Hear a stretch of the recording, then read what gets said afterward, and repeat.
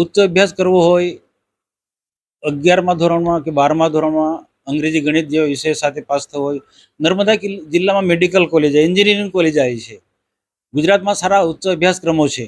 આ અભ્યાસક્રમોમાં જવું હોય, કોઈ ડૉક્ટર બનવું, એન્જિનિયર બનવું હોય, સરકારની અનેક પ્રકારની સ્પર્ધાત્મક પરીક્ષા હોય, એમાં પણ સારો દેખાવો કરવો હોય તો અંગ્રેજી ગણિતની ખૂબ આવશ્યકતા છે. એના પર ખૂબ ભાર મૂકવો પડે એ વાત મેં કહી હતી. અને આજે સ્વાભાવિક છે કે આજે ઇન્ટેલ ગામોની અંદર, ડુંગર વિસ્તારની અંદર જે સ્કૂલો ખોલી છે, અનેક ઘણા કારણોસર આજે અંગ્રેજી ગણિત જેવા વિષયોનું ઓછું જ્ઞાન હોય છે.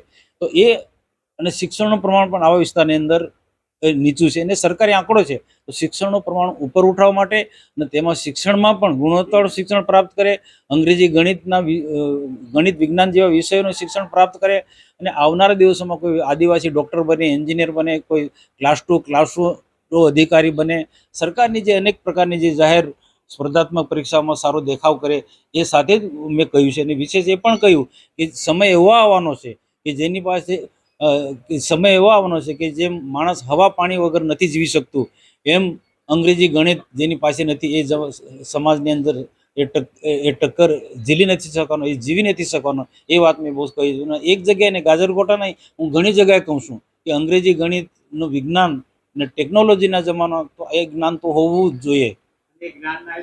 અને એ જ્ઞાન ના હોય એ પશુ સમાન છે, એ વાત બહુ સ્પષ્ટ કહી છે. સંસ્કૃતમાં પણ એવો શ્લોક છે કે જેની પાસે જે જ્ઞાન નથી, નોલેજ નથી, એ એ એ મૃત્યુલોકમાં પશુ સમાન છે. એ શ્લોકનું પણ આખું મેં ત્યાં પઠન કર્યું હતું અને અનુવાદ પણ કર્યું હતું. અને બિલકુલ બિલકુલ આજે બિલકુલ મક્કમ છે. આજે હરીફાઈના જમાનાની અંદર ટકી રહેવું હોય, આદિવાસી વિસ્તારના યુવાનો આગળ આવવું હોય, સરકારી નોકરી હોય, ક્લાસ 2 ક્લાસ 1 જેવી પરીક્ષાઓમાં એને ઉત્તીર્ણ થવું હોય તો અંગ્રેજી ગણિત વિજ્ઞાન એને મજબૂત બનાવવું જ પડશે.